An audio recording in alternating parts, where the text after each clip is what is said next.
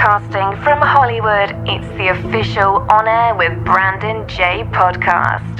Here we go.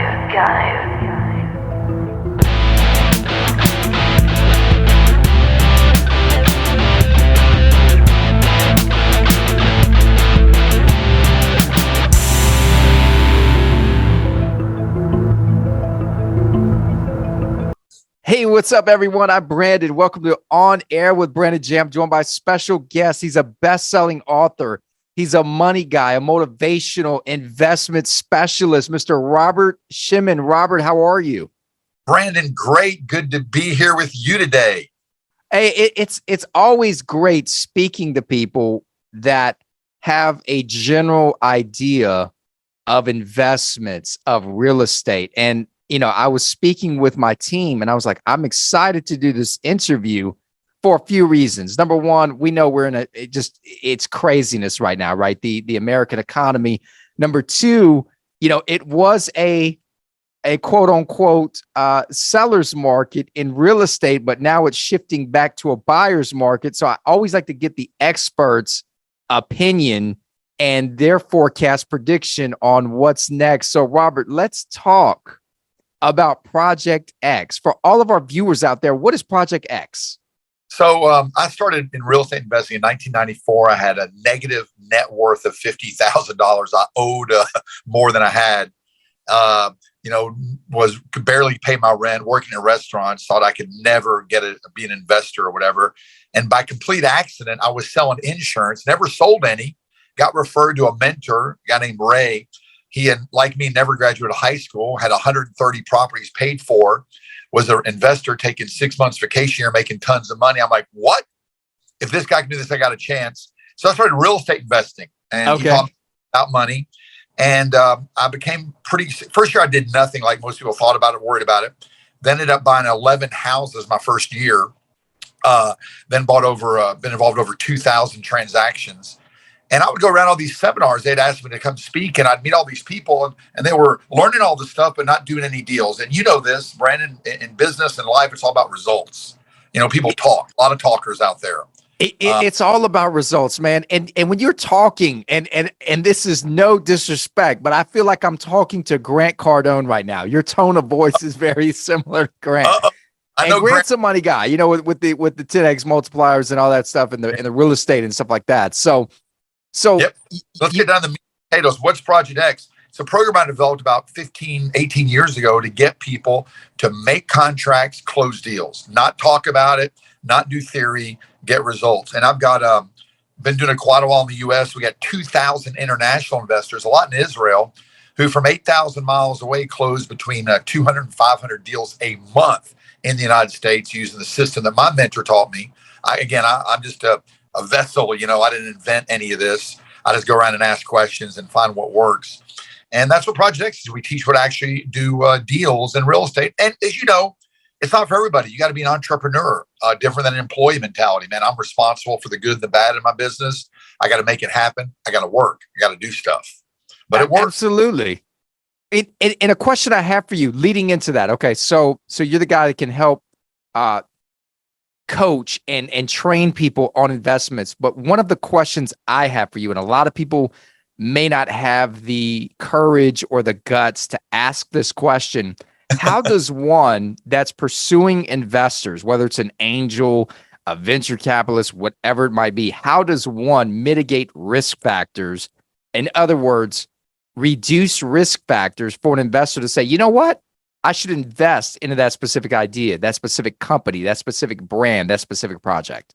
That's a great question. Two quick answers to that. And I think you'll love this because I know you and I have been in the LA world. I just did a big presentation for some movie people. Exact same thing. I love movies. They're probably the worst investment ever, historically track record. Yes, sir. With real estate, it's all, number one, it's about the deal and the numbers. If you're going to live in a house with your lovely husband or wife, or whoever you like to live with, it's got to be pretty. You got to like it. It's all emotional. As an investor, how am I going to get my money back? What's the risk? And by the way, Brandon, you asked a great question. If anyone ever tells you there's no risk, run. Run. I'm running for the hills, Robert. Okay. Number two, the next biggest lie is passive investment. You don't have to do anything. Run. I don't care if you're putting money in, you got to watch the deal. But what's going to get you into it? Number one, the numbers. Right now, the market's moving in a lot of markets. It's going down. So if you're buying at full price or near full price, you got big risks. We buy way below market. And the question is, what's my risk? What are my numbers? Just bought a property this week, 40% below market. Could the market go down 40%? Absolutely. Do I think it will? Probably not. So as the old saying goes, Robert, buy low, sell high. Yeah. Or you make all your money when you buy it right. If you're buying it wrong, you're at great risk. And then are you going to rent it? There's basically four ways to make money in real estate. One, buy it, fix it, sell it. You better know your numbers and know your market. Number two, buy, fix, and rent it. I do a lot of that. Number three, you can wholesale it, put it under contract, sell it. We have to close a little advanced. Number four, be the bank. I'm going to put money in, go with my buddy Brandon. I better double check that deal. Even though I love you and trust you, you're a person. People make mistakes. So we're going to verify everything that lowers the risk. Education lowers the risk. Give you a horrible example. If you want me to do knee surgery on you, I've seen it done once. I've watched the YouTube video. You're probably going to die. Or I'll go to prison for, hurting you. I have no right. Most people with everything else, they'll go train for years, but with money and investment, oh, my cousin's got a great deal. I don't know anything about it. I'm going to give him 50 grand. Don't do that. If you're putting $1 in, you better know what you're doing. You better verify his or her numbers, and you better understand the risk. Here's another big one. Everybody knows someone that lost a lot of money in real estate, especially in the last crisis. Why? They're speculating. I'm going to buy high and sell higher. Riskiest thing ever. We have plan A, B, and C for every deal we do. Brandon, you're my bank, my buddy, my cousin. I got a deal. Plan A, we're going to buy it, fix it, sell it. Should make 20% in 3 months. Here are the numbers. We verified it. You verified too. Plan B, the market goes down, or ping pong sends a missile, or somebody in the Middle East does something, and all of a sudden, or Russia gets an invasion going, and everything stops. There's always a risk. Well, there's always a risk, but you gain nothing in life, Robert, without taking a risk. Correct. And the key is, and what you were saying, verifying these specific things, and you have to know what you're getting yourself into. It's called due diligence. You have to check so many things when you're considering a venture. Let's say you're going into a home, for example, and you're doing a walkthrough. And let's say that the foundation is leaking or there's cracks in the foundation. Well, that might not be the right investment for you specifically, but you would never know that if you did not go through the due diligence process of it. I'll take it a step further. You're right on, Brandon. I'm going to get an expert. I'm going to go get a home inspector or a foundation expert to say, hey, this thing's $2,000. We can fix it. Hey, not a big deal. We're still making money. Hey, Robert, this thing's $88,000 to fix. And it's a fantastic way to lose 60 grand on this deal. And you're upside down now, and that's a horrible investment, Robert. And that's the thing. Everyone wants to do everything themselves. And I tell people this: you go get an expert. Absolutely. I'm not a contractor. I look at a roof. I don't know what I'm looking at. I'm going to get a roof expert, a foundation expert. I'm going to get a second, third realtor who sells that neighbor to say, you know what, Robert, I can sell this house in 30 days for 400 grand. And they're going to show me why. Like an 8-year-old, Brandon, you got to ask why. Explain it to me, teach me, sell me, show me until I understand it. If you don't understand it, don't do it. Absolutely. And this leads into my next question for you, Robert. Yes. So with everything happening in 2022, and we are approaching September, a wonderful month. It's the beginning going into fourth quarter, right? We're just about in 2023. You make it like I'm in a football game. I love it. I'm telling you. And so I guess my question, I'm trying to word this to be politically correct in a sense. We are some are saying we're in a recession. Some are saying we're not. This is standard stuff. But what is your prediction for the real estate market for the remainder of 2022? I'm going to give you an answer, and you're not going to like the first part. Number one, there is no real estate market, just like there's no stock market. It's an illusion. But I'm going to make a prediction here in a minute and answer your question. So I'll give you an example. I live in Miami part of the year. During the last crisis, my house, a condo on the beach, went up 18%. 1 mile away in Midtown, where they built 40,000 condos for 300, sold to somebody for 700. Somebody sold in New York for 900. They went back down to 400 in 6 months. people lost a fortune. So there's micro markets. Right. Right now, I'm from the hottest market in the country, Nashville, Tennessee, where I'm from and love, and it is slowing down quickly and it's changing quickly. So you better really know what you're doing. There's still a few markets that I believe are going to be stable, go up, because we have a 4 to 6 million housing shortage. We have a lot of people with a lot of money, and then there's demographics, but there's a lot of markets where it's gone up so much so quickly. In my opinion, it's going to come down. And you got to know which micro market you're in, supply and demand. In Nashville 2 months ago, we get 6 offers on a house at above top dollar, and now we're getting 1 or 2. So ask your realtor pendings to closings. This is a bit advanced.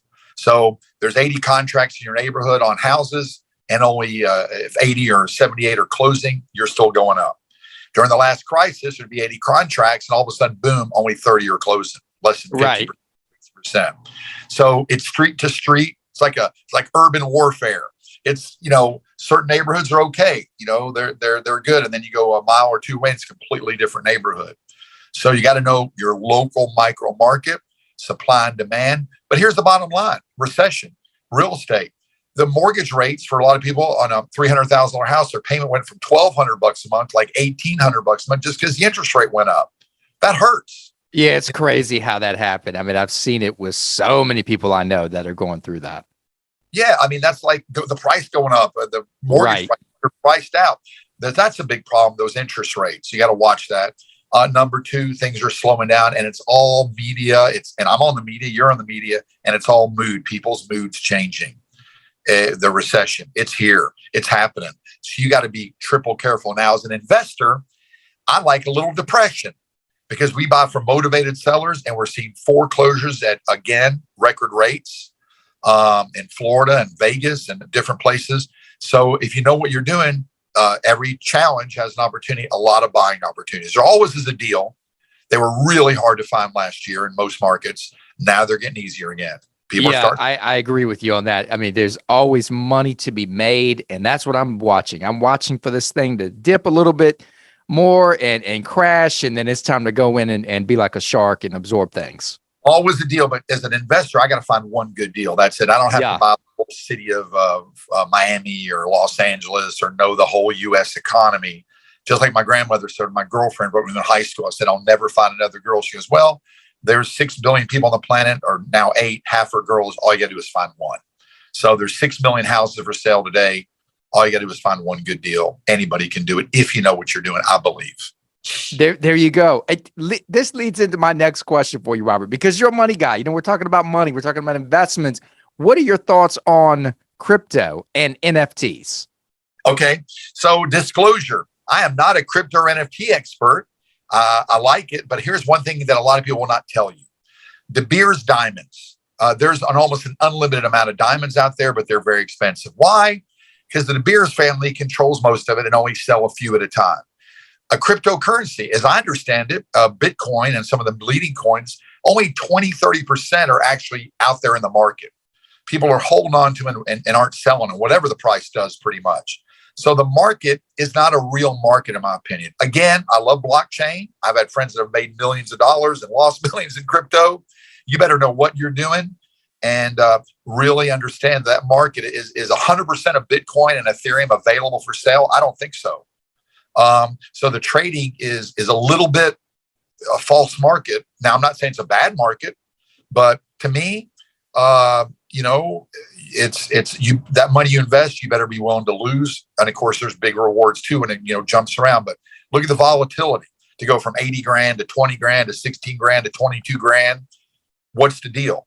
What's the real driving force of the market? Some say though, Robert, and to add on to that point, and you're right on the money, but when it jumps from, let's say, 20 grand to 80 grand, there has some speculate that there could be some market manipulation, whatever it might be, right? When Bitcoin jumped so high, it's because our faithful Mr. Elon Musk purchased $1 billion and $1B in Bitcoin, and it shot the value up to 65 grand. And this was like right after he bought it, and he made a quick 500 mil profit off of it. So his 1B generated 1.5B in return.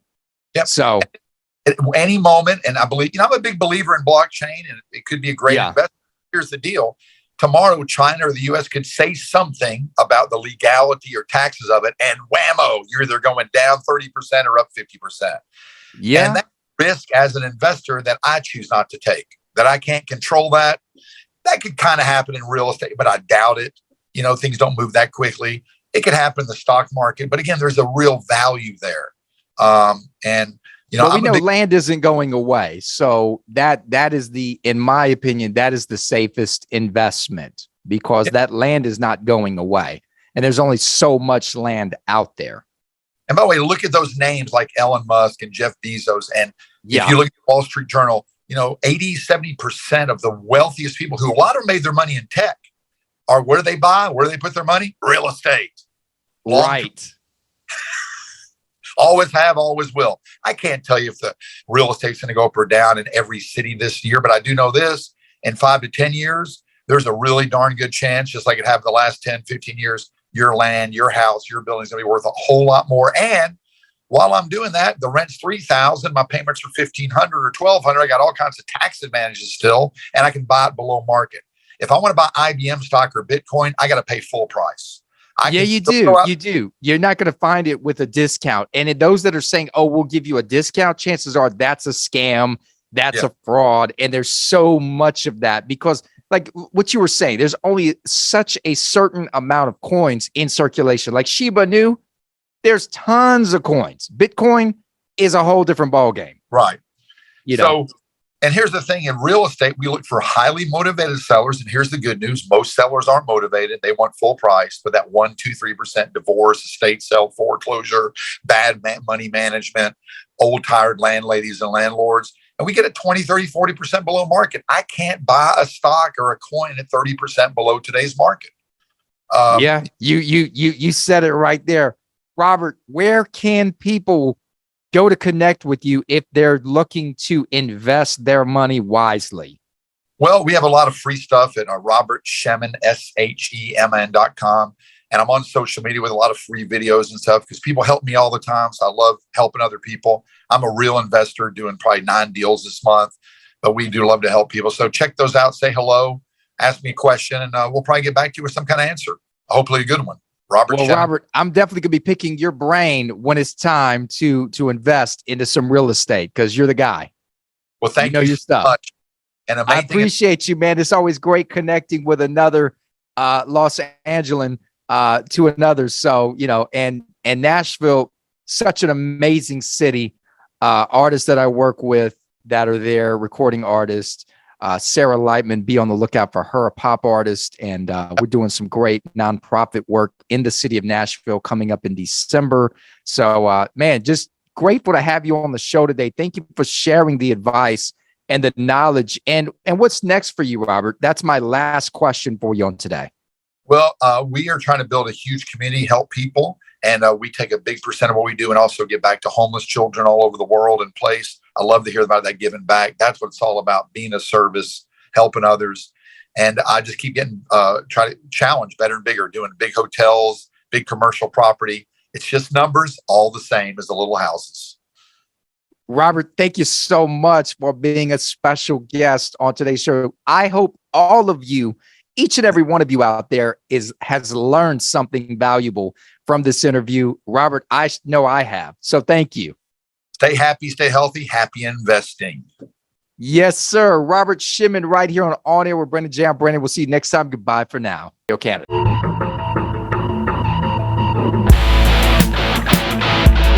Thank you for tuning in to On Air with Brandon J. Hey, oh, yeah. Follow on Instagram at I am Brandon J.